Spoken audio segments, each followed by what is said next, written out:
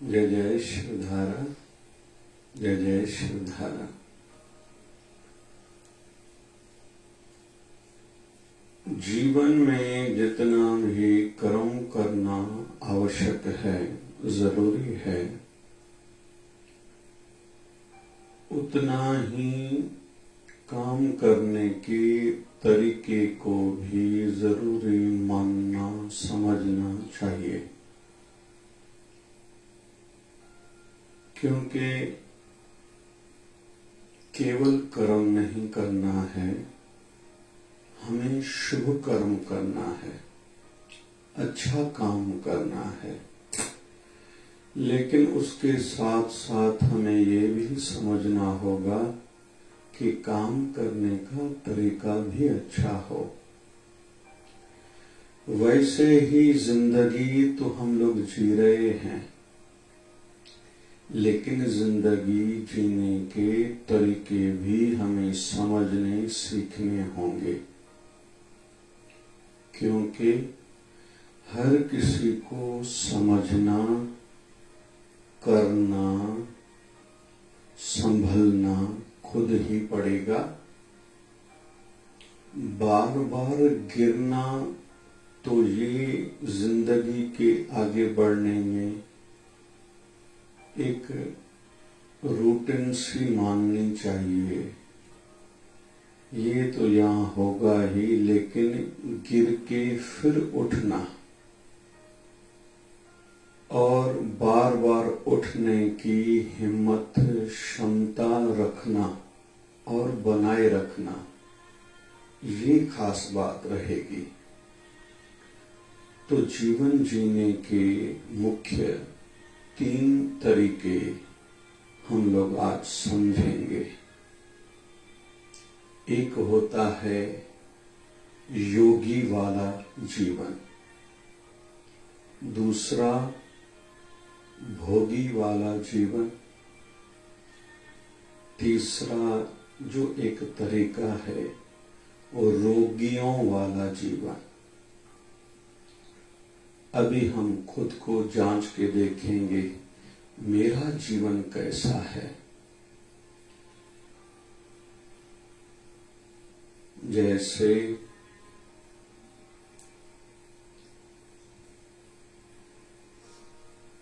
योगी जीवन जीता है संयम से, नियम से,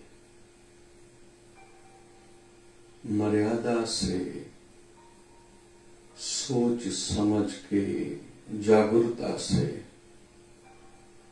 दूसरों का ध्यान रखते हुए, खाते भी लेकिन खिलाते भी जीवन जीते हैं।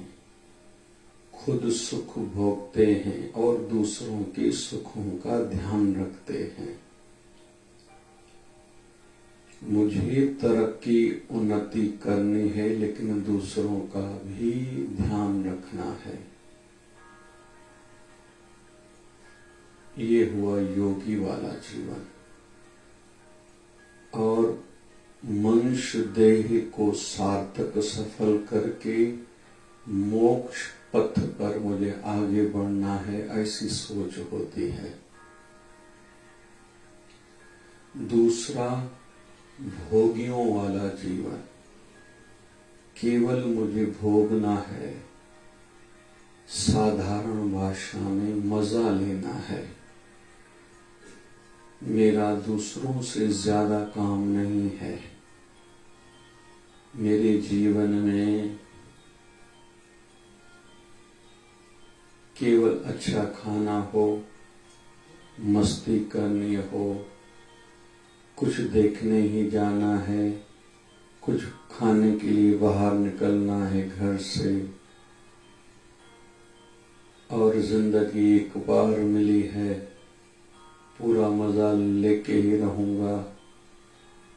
बाकी मेरे परिवार वालों का, पड़ोस वालों का, नगर वालों का, देश वालों का, या मेन काइंड मनुष्य जात का, या किसी का भी क्या हो रहा है, मेरा लेना देना उनसे क्या। तो ये होता है भोगियों वाला जीवन। जैसे उदाहरण आता है राजा ययाति का। राजा ययाति को ऐसे लगा था कि संसार का पूरा पूरा मजा लेना चाहिए। जब आयु पूरी होने वाली थी तो ऋषिवर से पूछा कि ऐसा कोई विकल्प है कि मैं और जीवन जीऊं? तो उस ऋषि ने कहा, तुझे और कोई अगर अपनी आयु देता है तो तू जीवन ज्यादा समय तक जी सकता है।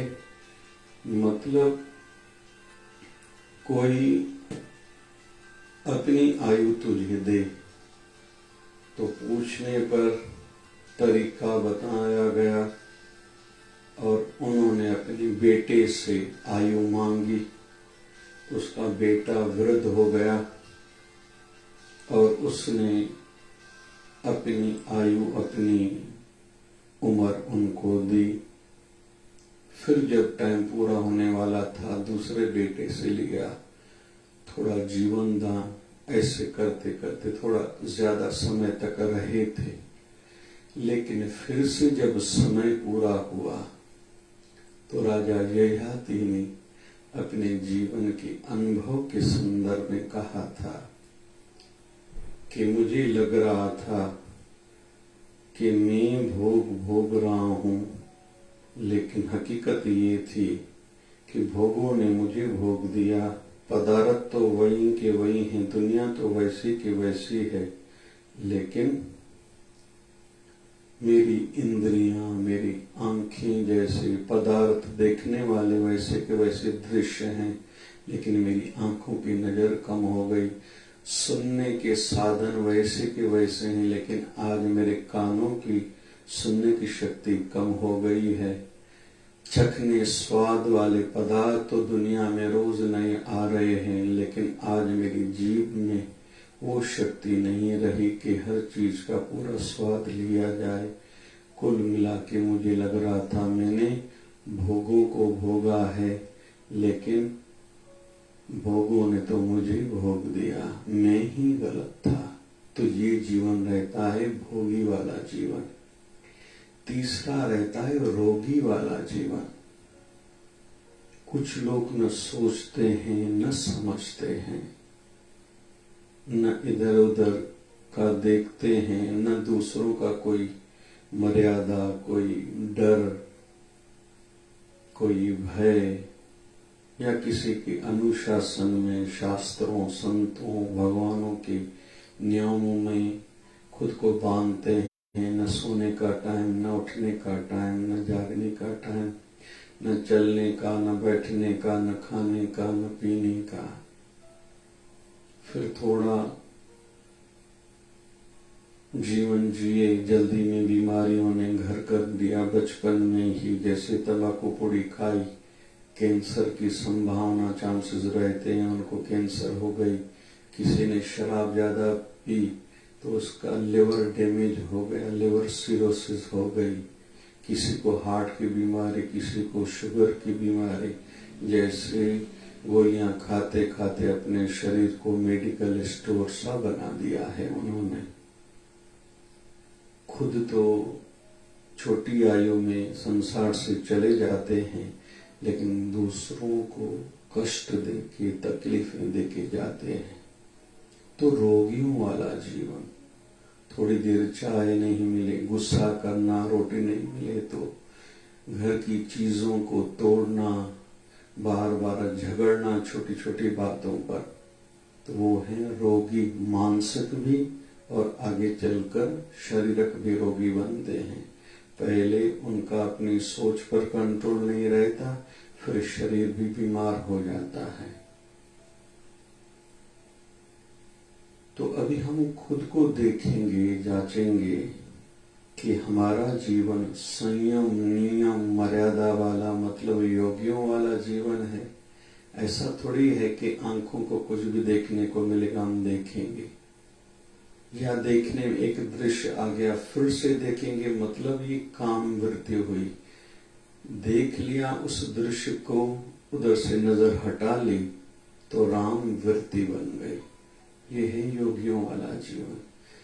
दूसरों का एहसास रखते हुए, जीवन का आनंद लेते हुए, लेकिन दूसरों को आनंद दिलाते हुए, खुद खुश रहते हुए दूसरों की खुशियां बढ़ाते हुए जीवन जीना, खुद की तरक्की के साथ दूसरों को भी आगे बढ़ाने वाली सोच रखना, ये है योगियों वाला जीवन।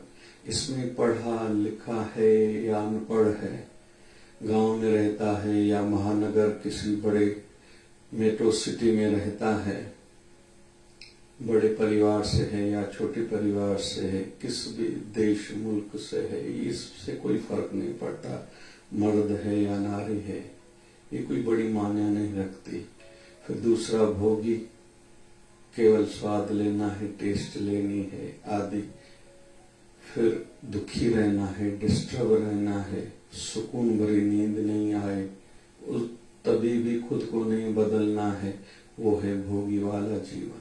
तीसरा रोगी, मानसिक तौर पर, मेंटल स्तर पर सदैव तनाव में रहना, चिल्लाते रहना, लड़ना झगड़ना, केवल खुद का सोचना, फिर चोरियां करना, डकैती करना, गलत जीवन के मार्ग पर आगे बढ़ते रहना, और फिर अंतिम साल शरीर के ठीक जीवन न जीना। और जैसे उदाहरण समाज में दिया जाता है कि रावण को हर साल दशहरे पर क्यों जलाया जाता है, वैसे समझदार विद्वान कहते हैं ब्राह्मण शरीर था, हमें इतना अधिकार नहीं है कि उनको जलाया जाए, लेकिन एक मान्यता यह है कि संसार को संदेशा मिले, जिसने पराई स्त्री को केवल चुराया था उसकी ये दशा हुई है। अभी हम खुद के अंदर झांक के देखें, हमारे अंदर नहीं कितना बुराई वाला विचार पनप रहा है, बढ़ रहा है, सोच खराब हो चुकी है, तो हमारे साथ पता नहीं क्या होने वाला है। तो तीसरा है रोगी वाला जीवन।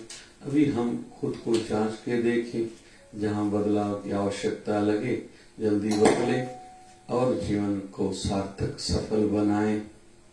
जय जय शिवधारा, जय जय शिवधारा, जय जय शिवधारा, जय जय